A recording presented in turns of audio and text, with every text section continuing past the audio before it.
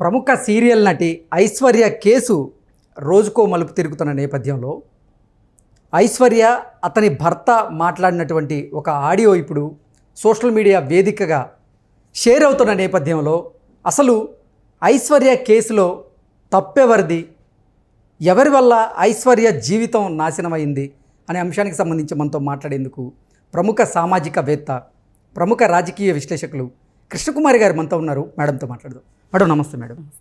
Madam ప్రముఖ serial నటి Aishwarya case రోజుకో మలుపు తిరుగుతూ ఉంది.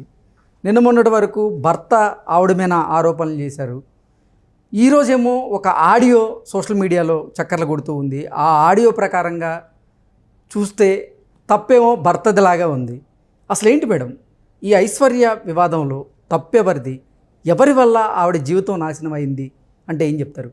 ఎవరి వల్ల నాశనం అవడం లేదు, భర్తే, ఇంకెవరున్నారు? భర్త వల్లే జరిగింది. సో కాల్డ్ భర్త అనబడే భర్త, ఆ భర్త వల్ల, ఆ మహానుభావుడు వల్ల ఇలా జరిగింది. ఆ మహానుభావుడు చాలా చాలా తెలివిగా ఉన్నాడు. ఆ తెలివైన మహానుభావుడికి ఈ టీఆర్పీ రేట్ల కోసం కావచ్చు, లేకపోతే దేనికోసం కావచ్చు, కొన్ని సోషల్ మీడియా వేదికలు కూడా అతనికి బాగా తోడ్పాటునివ్వటం కూడా ఒక కారణం. ఇంకొకటి, అతను అనుకున్నది ఏంటి అంటే, ఎలాగూ సీరియల్స్లో చేసే అమ్మాయి, ఈ అమ్మాయికి నిన్న మనం ఇదంతా మాట్లాడుతాం, అవును, అవి ఏమి లెక్క ఉంటుంది, నేను ఇంకా మంచి బేరం తీసుకొస్తాను ఆ అమ్మాయికి, ఆ అమ్మాయి ద్వారా తను సెటిల్ అయిపోవాలి అనుకున్నాడు. అనుకుని చేశాడు. చేస్తే ఆ అమ్మాయికి నచ్చలేదు. నచ్చక వారించు కుదరదు అన్నది, తగాదా అయ్యింది. నిన్న సాయంత్రం వాళ్ళ నాన్న, ఐశ్వర్య ఫాదరు, మీడియాకి ఇచ్చిన ఇంటర్వ్యూ వింటే, మీరు ఎవరిది తప్పై ఉంటుంది అని నిన్న మీరు అడిగితే నేను గన్ షాట్గా ఏమన్నాను, ఆడవాళ్ళందరూ మంచివాళ్ళని కాదు, తప్పులు ఉండవని కాదు, కానీ ఇలాంటి విషయాల్లో మగవాళ్ళదే ఖచ్చితంగా తప్పు ఉంటుంది అని చెప్పి నేను అన్నాను. అది అద్దం పట్టినట్టు ఉంది కేసు, ఆ మాటకి అద్దం పట్టినట్టుంది. వాళ్ళ నాన్న చేసిన ప్రతి కామెంట్ కూడా చూస్తే, ఎన్నాళ్ళు అయిందండి గొడవలు పట్టడం మొదలెట్టి వీళ్ళు అంటే, 3వ రోజునే అండి అని చెప్పాడు ఆయన. 3వ రోజు నుంచే గొడవండి అని చెప్పాడు. గొడవండి అని చెప్పి ఆ తర్వాత తను అనుకున్నట్లుగా వ్యవహారాలు నడవట్లేదు అని చెప్పి ఆ అమ్మాయిని ఇంటి దగ్గరే ఉండి మా ఇంటికి తనడానికి వచ్చాడు, సీసీటీవీ ఫుటేజ్ కూడా ఉంది అని ఆయన చెప్పారు. ఇంకా చాలా ఆరోపణలు చేశారు. అయితే ఇతనికి ఏం అర్థమైంది అంటే, ఇప్పుడు నేను చేసిన దానికి వీళ్ళు వదిలేలా లేరు, పోలీసుల దాకా వెళ్ళారు. పోలీసుల దాకా వెళ్ళిన తర్వాత తీగలాగితే డొంక కదులుతుంది. అందుకోసం వీడు తెలివిగా ఏం చేశాడు అంటే, ఇలా పబ్లిక్ చేసేస్తే అమ్మాయి కాళ్ళబేరానికి వస్తుంది అనుకున్నాడు. అనుకుని పబ్లిక్ చేశాడు. అంటే ఆ ఆడియో ఉన్న సంగతి తెలీదా?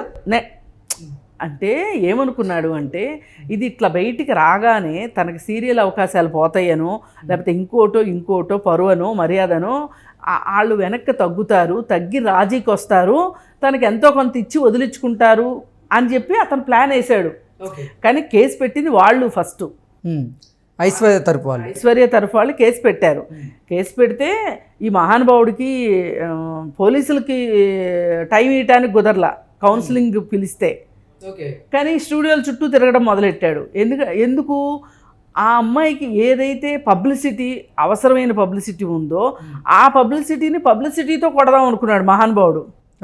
అమ్మాయికి ఒక నెగిటివ్ పబ్లిసిటీ తీసుకొద్దాం అనుకున్నాడు. తీసుకురావటం మొదలవగానే ఆ అమ్మాయి ఇంకా చచ్చుకుంటా వచ్చేసేసి, లేదు నీకేం కావాలి అని చెప్పి అడుగుతుంది అని ప్లాన్ వేసాడు. ఆ ప్లాన్లో భాగంగానే వచ్చాడు మీడియాకి. వచ్చి వాళ్ళ అమ్మతోటి నాన్నతోటి జాలి కథలని తెప్పించాడు. మా గుండెల మీద తన్నింది, అది ఇది అని వాళ్ళ అమ్మ చెప్పింది. సిగరెట్లు తాగుతారు, మందు తాగుతుంది ఇవన్నీ అయితే వీళ్ళు దారికి వస్తారనుకున్నారు. వీళ్ళు అనుకుని ఈ గేమ్ ప్లాన్ స్టార్ట్ చేశారు. తీరా చూస్తే ఏదో ఐవారం చేయబోతే కోతయింది అన్నట్లు ఇప్పుడు వాళ్ళ అమ్మ నాన్న ఫస్ట్ మాట్లాడడం మొదలెట్టారు. ఇవాళ ఐశ్వర్య కూడా మీడియాకు వచ్చి మాట్లాడడం మొదలెట్టింది. మాట్లాడి, అసలు నేను సిగరెట్లు తాగుతాను, మందు తాగుతాను, నా క్యారెక్టర్ మంచిది కాదు, నాకు వాళ్ళతో సంబంధం ఉంది, వీళ్ళతో సంబంధం ఉంది అని చెప్పి మాట్లాడుతున్నాడు కదా ఇతను, అసలు ఇతనే నన్ను తాకట్టు పెట్టాలని చూశాడు, 2 లక్షలకి బేరం పట్టుకొచ్చాడు. ఇతను ఒక స్పాలో పనిచేస్తాడు కానీ స్పానే నాదని చెప్పాడు. చెప్పి ఆ స్పాలో ఏం లేదు, జస్ట్ నువ్వు వచ్చి అట్లా నుంచుంటే చాలు మనకు డబ్బులు వచ్చేస్తాయి అని చెప్పాడు. నా ఖరీదు 2 లక్షలా, ఇలా 2 లక్షలకి నన్ను ఖరీదు కడతావా నువ్వు అని చెప్పి నేను అన్నాను. ఆ ఆడియో నా దగ్గర ఉంది అని చెప్పి ఆ అమ్మాయి ఆడియో రిలీజ్ చేసింది బయటికి. ఎలాగో పోయింది పరువు, ఇంక ఇప్పుడు నిండా మునిగాక చలే ఉంది అనుకుంది ఆ అమ్మాయి. ఆడియో తీసి బయట పెట్టింది. కానీ ఇతనికి అర్థం కానిది ఏంటంటే, ఇతను ఊహించింది ఏంటి అంటే, అసలు ఈ అమ్మాయి ఇంతకు తెగిస్తుందని అనుకోలే అతను. అనుకోక అవకాశాలు పోతాయేమోననే భయంతో కాళ్ళబేరానికి వచ్చేసేసి ఎంతో కొంత ఇచ్చి నన్ను వదిలించుకుంటుంది అనుకున్నాడు వీడు. ఇది ఒక లాభసాటి బేరం, 4 రోజుల వ్యవహారానికి 4 డబ్బులు వచ్చి పడుతున్నాయి, కొన్నాళ్ళు జల్సా చేయొచ్చు, ఈలోపు ఇంకో అమ్మాయి దొరుకుతుంది అని ప్లాన్ వేశాడు. అది కాస్త ఏదో డామిట్ కథ అడ్డం తిరిగిందిలాగా అయ్యింది చివరికి. అయ్యి ఇప్పుడు ఈ అమ్మాయి మీడియాలోకి వచ్చింది. వచ్చి ఈ అమ్మాయి కూడా చెప్పింది. కానీ వీటన్నిటికన్నా ముందు మనం మాట్లాడుకోవాల్సింది ఏంటి అంటే, అసలు అతనికి మీడియాతో ఏం పని? ఇప్పుడు అసలు మీడియాతో అవసరం ఏంటి? ఇప్పుడు అతను వెళ్ళాడు కాబట్టి ఆ అమ్మాయి కూడా వచ్చింది. అంటే అతను చెప్తున్న వర్షన్ ఏంటంటే, ఐశ్వర్య వేరే వ్యక్తితో ఏమన్నా కానివ్వండి సంబంధం పెట్టుకుందో, ఆ వ్యక్తి మీడియాకి సంబంధించిన వ్యక్తి, సో వాళ్ళు నన్ను నా గొంతు నొక్కేసే ప్రయత్నం చేస్తున్నారు అంటూ. రియల్ ఎస్టేట్ మనిషి అని చెప్పాడు కదా, గతంలో మీడియాలో పనిచేశాడు, రియల్ ఎస్టేట్ చేస్తున్నాడు ఇప్పుడు అంటూ అది అతని వర్షన్ చెప్పేటువంటి ప్రయత్నం అయితే చేయొచ్చు కదా, అతని మీద కేసు వేయొచ్చు కదా. అతని మీద కూడా ఇట్లా నా కుటుంబ వ్యవహారాల్లో అతను అనవసరంగా జోక్యం చేసుకుంటున్నాడు, నాకు ప్రాణహాని ఉంది, 100 చెప్పుకో నువ్వు. అసలు మీడియాకి రావాల్సిన అవసరం ఏంటి? ఆ అమ్మాయి ఇలాగా, ఆ అమ్మాయి అలాగా, ఈ ఫోటోలు ఇది, ఆ అమ్మాయి ప్రైవేట్ లైఫ్ని నువ్వు పబ్లిక్ చేసే హక్కు నీకు ఎవరిచ్చారు? నీకు ఇవ్వలేదు ఆ హక్కు. అసలు ఎలా నువ్వు అంత ప్రయత్నం చేస్తావు, అంత ధైర్యం చేస్తావు నువ్వు అంటే? ఇక్కడ వ్యవస్థలన్నీ పుచ్చుబట్టిపోయి పురుగులు పడిపోయి ఉన్నాయి. తలుచుకుంటే అంత బాధ అనిపిస్తుంది. అసలు మీకు ఒక ప్రైవేట్ లైఫ్, ఒక పబ్లిక్ లైఫ్కి తేడా తెలీదా? అసలు ఏది గోప్యత పాటించాలి, ఏది అందరికీ చెప్పాలి అని. ఇప్పుడు మా దగ్గరికి ఎంతోమంది కౌన్సిలింగ్కి వస్తారండి. మాకున్న రూల్ ఏంటంటే తెలుసా అండి, కౌన్సిలింగ్లో అసలు మీరు ఇది ఇంకెవరికీ చెప్పకూడదు, వాళ్ళ అనుమతి లేకుండా వాళ్ళ కుటుంబ సభ్యులకు కూడా చెప్పకూడదు. అంటే మీరు ఎంత గోప్యత పాటిస్తారు అనే దాన్ని బట్టి మీరు అసలు నిజమైన కౌన్సిలరా కాదా అనేది.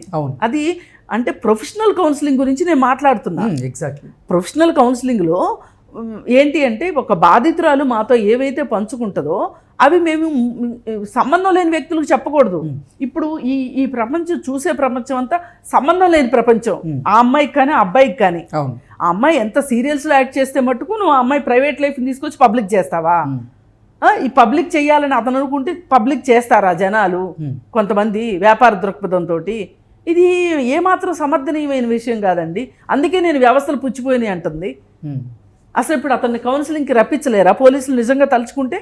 ఎంతసేపు కావాలి చెప్పండి. ఇప్పుడు మీకు దొంగతనాలు చేసేవాళ్ళు ఉంటారు. వాళ్ళ ఇంటికి వెళ్ళి దొంగ ఉండడు, భార్యనో భర్తనో, భార్యని పిల్లల్ని లేదంటే ఇతర కుటుంబ సభ్యుల్ని ఎంత హింసిస్తారండి పోలీసులు వాళ్ళు వచ్చేదాకా. ఆ భయానికి వస్తారు వాళ్ళు వెనక్కి. మీరు అంత మూర్ఖమైన పని చేయక్కర్లా. అసలు అతన్ని మీరు పిలిపించుకుని మాట్లాడలేరా? మాట్లాడి ఉంటే గనక అతనికి ఇంత ధైర్యం ఎక్కడొచ్చేది? పోలీస్ స్టేషన్స్లో కుటుంబ వ్యవహారాలకు సంబంధించిన విషయము అంటే ఆఖరి ప్రిఫరెన్స్. మొదటి ప్రిఫరెన్స్ ఏంటి అంటే, మంత్రి గారి కుక్క చచ్చిపోతే అది పెద్ద విషయం. లేదు అంటే మీకు వాటాలు వచ్చే విషయాల దగ్గర మీకు అది ప్రిఫరెన్సు. అంతేగాని ఈ విషయాలకు ప్రిఫరెన్స్ లేదు. ఆఖరికి నగలు పోయినాయి అని కేసు పెడితే కూడా నగలు పంచుకుంటానికి కూడా ఆ కేసు తొందరగానే సాల్వ్ చేస్తారు మీరు. ఏమి ఈ విషయం ఎందుకు అంత సీరియస్గా తీసుకోరు మీరు? అసలు ఈ విషయానికి ఒకటి ఆడపిల్లల మీద ఏమైనా కామెంట్స్ చేసేవాళ్ళు, ఈవి టీచర్స్ వాళ్ళు ఉన్నారనుకోండి, వాళ్ళ గురించి ఏమైనా కంప్లైంట్ చేశారనుకోండి, అసలు మీరేం చేశారు అని మొదలెడతారు. అట్లా కాకుండా అతనికి లీనియన్స్ ఇవ్వకోకుండా ఉంటే గనక వాడు ఆ తర్వాత యాసిడ్ బాటిల్ దాకా వెళ్లకుండా ఉంటాడు. మొదలయ్యేది చిన్న దగ్గరే, తోటకూర దొంగతనం కదా మొదలయ్యేది. అవును. నా నా బాధ అంతా అది. ఇప్పుడు అతను వచ్చాడు, అతను ఒక తెలివితో ఒక స్ట్రాటజీతో వచ్చాడు మీడియాకి. మీడియా వాళ్ళు ఎంకరేజ్ చేయడము తప్పు, అలాగే పోలీసులు ప్రేక్ష పాత్ర వహిస్తున్నారు. ఇప్పుడు 3 రోజుల నుంచి రచ్చ జరుగుతూ ఉంది టీవీలో. రచ్చ జరుగుతుంటే ఆ కేసు పెట్టిన ఏ పోలీస్ స్టేషన్లో అయితే ఈ అమ్మాయి కేసు పెట్టిందో అసలు వాళ్ళు ఎందుకు ఇన్వాల్వ్ కావట్లేదు? అసలు వాళ్ళు యాక్షన్ ఎందుకు తీసుకోవట్లేదు? వాళ్ళు ఎందుకు యాక్షన్ తీసుకోవట్లేదు? నీకు ఎవరు ఇచ్చారా ఈ హక్కు? ఆ అమ్మాయి ప్రైవేట్ లైఫ్ని తీసుకెళ్ళి పబ్లిక్లో పెట్టాల్సిన అవసరం ఏంటి అని. అంటే ఈ మొత్తానికి కారణం ఏంటి అంటే అతను ఒక లాయర్ ద్వారా ఈ తతంగం అంతా నడిపిస్తున్నాడు. ఓకే. ఏంటి అంటే భార్యకి దురలవాట్లు ఉంటే కూడా అది క్రూయల్టీ కింద వస్తుంది. ఓకే. అలాగే భర్తకి చెప్పకుండా ఇల్లు మారింది అనుకోండి భార్య, అది క్రూయల్టీ కిందకు వస్తుంది. అత్త మామల్ని గౌరవించలేదనుకోండి, అది క్రూయల్టీ కిందకు వస్తుంది. అలాగే భర్తని తను ఉంటున్న ఇంట్లోకి రానివ్వకపోతే కూడా క్రూయల్టీ కిందకు వస్తుంది. ఇతను క్రూయల్టీ గ్రౌండ్స్ కింద ఫస్ట్ ఈ అమ్మాయి కేసు పెట్టింది కదా, దానికి కౌంటర్ కేసు ఎస్టాబ్లిష్మెంట్ చేస్తున్నాడు ఇదంతా ఈ మీడియాలోకి వచ్చి. ఓకే. అవే మాటలు చెప్తున్నాడు చూడండి, ఇల్లు మారిపోయింది ఆ అమ్మాయి. కానీ నేను ఇల్లు మారిపోతే కూడా ఇల్లు మారిన సంగతి నాకు ఎలా తెలిసింది అంటే నేను గిఫ్ట్లు తీసుకుని వెళ్ళాను. గిఫ్ట్లు తీసుకొని వెళ్తే ఇల్లు మారిపోయినట్టు తెలిసింది నాకు. ఎంత అమాయక చక్రవర్తిలాగా మాట్లాడుతున్నాడు. నిన్న కూడా మాట్లాడుకున్నాం, వాళ్ళ అమ్మాయి చెప్పింది మా అమ్మాయికి సిగరెట్లు తాగదు, మందు తాగదు, మా అమ్మాయికి ఎవరితోనూ సంబంధాలు లేవు, మా అమ్మాయి అందరిలాంటి అమ్మాయి కాదు అని వాళ్ళ అమ్మ చెప్పింది అని చెప్తున్నాడు. అవన్నీ ఎందుకు చెప్తారండి అసలు? అర్థం కావట్లే. అంటే అమ్మాయి మందు తాగుతుంది, సిగరెట్ తాగుతుంది అని ప్రూవ్ చేయడానికి ట్రై చేస్తున్నారా? అంతే, దానికే అందుకే చెప్తున్నాడు ఇవన్నీ అతను. అంటే ఇవన్నీ చెప్పి నీ మీద చూడు నేను ఎంత కక్ష తీసు, నువ్వు కాదు డివోర్స్ అడిగేది, నేను తీసుకుంటా నీ దగ్గర నుంచి డివోర్స్ అని. అసలు ఇంత తతంగం దేనికి? అంటే డివోర్స్ ఇవ్వాల్సి వస్తే భరణం ఎక్కడ ఇవ్వాల్సి వస్తుందా, ఇవ్వాల్సి వస్తుందో అని, పెళ్లి ఖర్చులు ఇవ్వాల్సి వస్తుందని, ఈ అన్నిటి కోసం అని చెప్పి ఆ అమ్మాయే మంచిది కాదు అని ప్రూవ్ చేయాలని చూస్తున్నాడు. దానికి ఊతం ఇస్తుంది ఎవరు అని అడుగుతున్నా నేను. పోలీసులు కాదు. అసలు పోలీసులు ఏం చేస్తున్నారు? నిద్రపోతున్నారా? అసలు ఏంట్రా నువ్వు కౌన్సిలింగ్కి రమ్మంటే రాకోకుండా మీడియా హౌసుల చుట్టూ తిరుగుతున్నావేంటి? అసలు నువ్వు మీడియాలో చెప్పాల్సిన అవసరం ఏంటి? కౌన్సిలింగ్కి వచ్చి మా దగ్గర కదా చెప్పాల్సింది, ఏదన్నా ఉంటుంది చెప్పుకోవాలి. ఇప్పుడు వాళ్ళ నాన్న అదే అడుగుతున్నాడు, వాళ్ళు కౌన్సిలింగ్కి పిలిచారండి, కౌన్సిలింగ్కి వెళ్ళి కౌన్సిలింగ్లో చెప్పుకోవాల్సిన విషయాలు మీడియాలో ఎందుకు చెప్తున్నాడు అని అడుగుతున్నాడు వాళ్ళ నాన్న. ఏది ఏమైనా ఇలాంటి అవకాశవాదపు పరాన్న జీవులైన మొగుళ్ళు అవతారం ఎత్తే శాడిస్టులకి ఒక్క కేసులో అయినా గట్టిగా శిక్ష పడితే అప్పుడు దారికి వస్తారు. వీడెంత శాడిస్ట్ కాకపోతే వాళ్ళ నాన్న చెప్తున్నాడు, ఇలా మెడబొట్టుకొని గోడ మీద ఇలా చేయబెట్టి అమ్మాయిని మెడ బెసుకుపోయాడంట. కానీ ఆ అమ్మాయి ఏదన్నా కోపంలో ఏమన్నా మాట్లాడిన మాటలు రికార్డ్ చేసి అవి ఇప్పుడు మీడియాకి వదులుతున్నాడు, 1కి 2 కల్పించి. ఎంత అయితే మట్టుకండి అంత తీరిక పని పాట లేకుండా అమ్మాయి ఒక పక్కన సీరియల్స్లో సినిమాల్లో అవకాశాలు వచ్చే అమ్మాయి అత్తగారి మీద తగాదా ఆడుకుంటా అత్తగారిని కొట్టుకుంటా అక్కడ కూర్చుంటుందా? మళ్ళీ వెంటనే వచ్చేసింది పెళ్ళైన వెంటనే హైదరాబాద్కి షూటింగ్లు పేరు చెప్పి అని మీరే అంటున్నారు. అసలు ఖాళీగా జులాయి వెదవగా తిరుగుతుంది నువ్వు. నీకు ఈ తగాదాలు పెట్టుకునే ఓపిక తీరిక ఉంటుంది. పని చేసుకునే అమ్మాయికి ఎక్కడి నుంచి అంత తీరిక వస్తుంది? అందుకని ఏ రకంగా చూసినా ఇట్లాంటి వాళ్ళని కట్టడి చెయ్యాలి. అసలు మీడియా హౌస్లు కూడా ఈ సందర్భంలో ఎంతో కొంత ఒక సంయమనం పాటించాల్సిన అవసరం ఉంది. ఒక ఎంపతి చూపించాలి బాధితురాల పట్ల. అసలు ముందు ఏది కరెక్టు అసలు కాదండి. రైటు రాంగు చెప్పడానికి మనం జడ్జిలం కాదు. దానికి ఒక యంత్రాంగం ఉంది. ఎవరిది తప్పంటారు ఎవరిది ఒప్పంటారు అని మీరు అడిగిన దానికి కూడా నాకు అభ్యంతరం ఉంది ఒక రకంగా. కానీ మనం మామూలుగా నలుగురు కూర్చున్నప్పుడు తప్పొప్పులు ఎంచుతాము. దాన్ని పెద్ద తప్పు పట్టాల్సిన విషయం కాదు. కానీ మనం ఒక వరవెళ్ళు అలా మాట్లాడేస్తాం. కానీ అసలు తప్పొప్పుల గురించి మాట్లాడడానికి ఎవరమండి? ఇప్పుడు నన్ను తప్పని ఎవరన్నా అన్నారనుకోండి, ఏ విషయం గురించి తప్పు అంటారో దాన్ని సమర్థించుకుంటాను నేను 100 ఎత్తుక్కుంటుకోగలుగుతా. మిమ్మల్ని తప్పంటే మీరు ఎత్తుక్కోగలుగుతారు, ఎవరి స్కిన్ వాళ్ళు కాపాడుకుంటారు కదా. దానిలో భాగంగానే చేస్తున్నాడు వీడు. ఇప్పుడు దాన్ని ఎలా ఎంకరేజ్ చేస్తారు?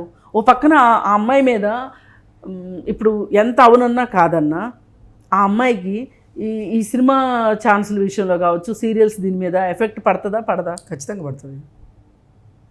ఇప్పుడు పెద్ద పెద్ద సాఫ్ట్వేర్ కంపెనీల్లోనండి ఏదైనా ఒక ప్రాజెక్ట్లోకి తీసుకోబోయే ముందు నువ్వు ఇప్పుడు ఫ్యామిలీ ప్లానింగ్లో ఉన్నావా అని అడిగేంత పరిస్థితి ఉంది. ఈ సోకాల్డ్ ఆధునిక ప్రపంచంలో మాతృత్వానికి ఇచ్చే విలువ అది. ఇప్పుడు ఒకవేళ సపోజ్ తీసుకున్నారు ప్రాజెక్ట్లోకి ఆ అమ్మాయి ప్రెగ్నెంట్ అయింది, ఆ అమ్మాయి మెటర్నిటీ లీవ్ అని వెళ్తుంది. ఆ ప్రాజెక్టులు మళ్ళీ ఇంకొకళ్ళు వచ్చి అలవాటు కావాలంటే కష్టం కదా. అందుకని చెప్పి ఇంత కటువుగా ఉంటారు. వీళ్ళు మటుకు మామూలుగా ఉంటారా ఈ సినిమా వాళ్ళు? రేపు అమ్మాయికి ఛాన్సులు రాకపోతే ఎవరిది? ఎంత కష్టం అసలు. కానీ ఒకటే, మీరు ఎవరిని పడితే వాళ్ళని నమ్మి ఇలా పెళ్ళి దాకా వచ్చి పెళ్ళి చేసుకుని ఇలా అవస్థలు పడే బదులు ఏం పర్వాలేదు. ఇప్పుడు చైనాలో అమ్మాయిలు పెళ్ళిళ్ళు చేసుకుంటానికి ఇష్టపడట్లేదంట. ఉండండి మీరు కూడా అట్లాగే. వాళ్ళ తల్లిదండ్రులు ఒప్పుకోవట్లే కదా మేడం. ముందు తల్లిదండ్రులకే బుద్ధి రావాలి నన్ను అడిగితే. అంటే సమాజం ఏమనుకుంటుందో, సొసైటీలో అదేనండి, అరే కూతుర్ని పెళ్లి చేసి పంపించలేకపోతున్నాడు అని అంటారు, అంటారేమో అనే ఉద్దేశంతో వాళ్ళు కూడా భయపడుతూ. ఇప్పుడు ఇంత సమస్య వచ్చిందండి వీళ్ళకి, పెళ్లి చేశారు, పంపించారు, ఇలా జరిగింది. ఇప్పుడు ఎవరు అండగా ఉన్నారు చెప్పండి వాళ్ళకి? ఈ మాట్లాడతారు అనుకున్న సమాజం అండగా ఉందా? ఏదేమైనా ఆ అమ్మాయి వృత్తి మీద ఇది చాలా దెబ్బ పడుతుంది. అతని ప్లాన్ కూడా అదే. ఈ అమ్మాయిని నాకు ఉపయోగపడని కాడికి ఆ అమ్మాయి ఎందుకు సుఖపడాలి, అది వాడి బాధ. ఆ అమ్మాయి ఎలా ఆ అమ్మాయి ప్రొఫెషన్లో అమ్మాయి ఉండటానికి వీలు లేదు. ఈ అమ్మాయి ఈ కొందన బొమ్మ నాకు ఉపయోగపడాలని నేను పెళ్లి చేసుకుంది, ప్లాన్ వేసి అబద్ధాలు చెప్పి స్కీములు పెట్టి స్కీమింగ్ చేసి పెళ్లి చేసుకుంది. అందుకు నా చేతిలోంచి పిట్ట జారిపోతుంది, ఎట్లా ఈ పిట్టను కాపాడుకోవడం ఎట్లా, చేతిలో పెట్టుకోవడం ఎట్లా అని ఆలోచించాడు ఫస్ట్. చేయి జారిపోతుంది అన్నప్పుడు నాకు పనికిరాని ఇంకొకళ్ళకి పనికిరావద్దు. ఇది మామూలుగా శరీరం మీద యాసిడ్ పోయడం కాదండి, మనసు మీద యాసిడ్ పోసినట్టు ఇది ఆ అమ్మాయికి. ఇంత దుర్మార్గానికి అతను తెగబడ్డాడు.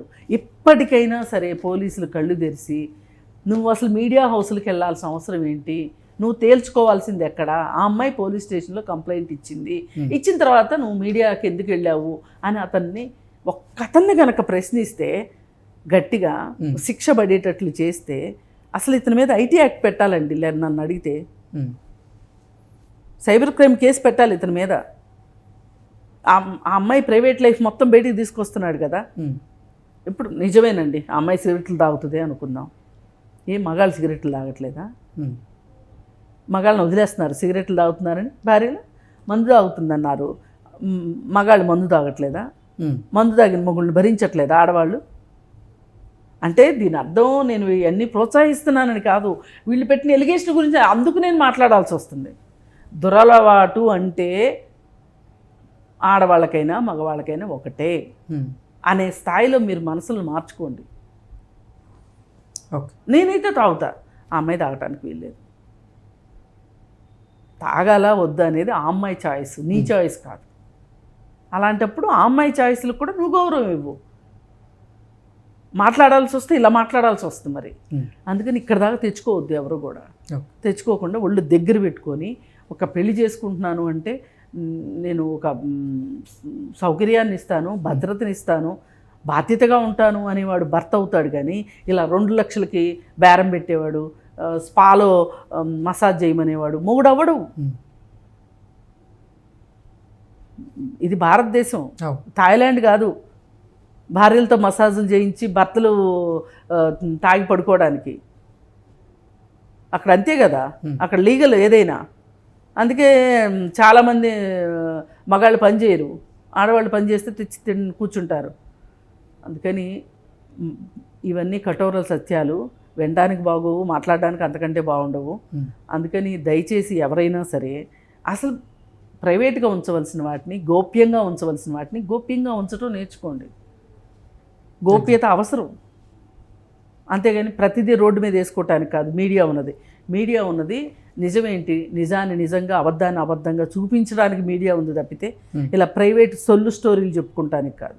ఈ ఐశ్వర్య కేసు మట్టుకు ఒక గుణపాఠం కావాలి. ఒక పక్క నుంచి సెలబ్రిటీస్ విషయంలో కావచ్చు, సినిమా యాక్టర్లు కావచ్చు, సీరియల్స్ వాళ్ళు కావచ్చు, వాళ్ళు వచ్చి అక్కడికి వచ్చి సీరియల్స్లో యాక్ట్ చేసినంత మాత్రాన, సినిమాల్లో యాక్ట్ చేసినంత మాత్రాన వాళ్ళకేమి గౌరవాలు ఉండవు, వాళ్ళకేమి లైఫ్ ఉండదు, వాళ్ళకి అసలు ప్రైవేట్ లైఫే ఉండదు, అంతా పబ్లిక్కే అని మాట్లాడుకుంటే అది మర్యాద కాదు. Okay madam, thank you so much. Thank you.